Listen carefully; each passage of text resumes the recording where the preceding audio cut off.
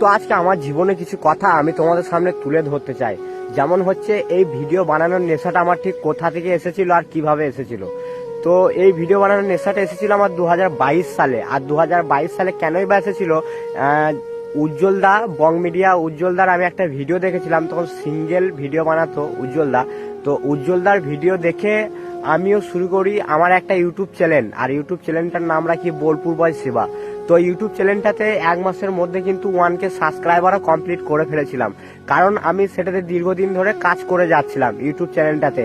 আর minimum watch time 1500ও করে ফেলেছিলাম, আর 500 watch time হলে আমার চ্যানেলটি মনিটাইজ হয়ে যেত। কিন্তু তখনই শুরু হয় আমার একটা বাধা বলতে বন্ধুরা, আমি তখন কমেডি ভিডিও বানাতাম, ঠিক আছে। তো আমার যে ক্যামেরা করে দিত, আর মানে আমাকে যে ক্যামেরা করে দিত, তখন আমার কাছে ফোন ছিল না, তার সত্ত্বেও কিন্তু আমি একটা ইউটিউব চ্যানেল বানিয়েছিলাম। কারণ যেই ইউটিউব চ্যানেলটা বানিয়েছিলাম সেই ফোনটা ছিল স্যামসুং J2। হ্যাঁ, তো ওই স্যামসুং J2 মোবাইলে আমি বোলপুর বয় শিবা চ্যানেল নামে একটা ক্রিয়েট করেছিলাম, আর 1 মাসের মধ্যে 1K সাবস্ক্রাইবারও করেছিলাম। কিন্তু সব থেকে দুঃখের বিষয় হচ্ছিল যে আমাকে ভিডিও করে দিত যার মোবাইল থেকে, কারণ আমার ওই স্যামসুং J2 মোবাইলে তো ভালো করে ক্যামেরা হতো না। তো ও একদিন হঠাৎ করে কাজে চলে যায়, কাজে চলে যাওয়ার পর আমার কন্টেন্ট ক্রিয়েশন করা কিন্তু বন্ধ হয়ে যায়। তারপর ধীরে ধীরে চ্যানেলটা ডাউন হতে থাকে।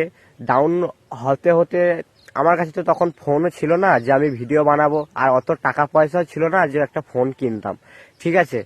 তো এই নেশাটা তখন থেকে ঠিক আমি ধরে রেখেছি, তাই জিদের মধ্যে যে হ্যাঁ আমি একটা কিছু করে দেখাবো। কারণ এটা আমি 2022 সাল থেকে টার্গেট নিয়েছি, আর তখন একবার ফ্লপও হয়েছে, কিন্তু আমি আবার উঠে দাঁড়াচ্ছি কেন জানো?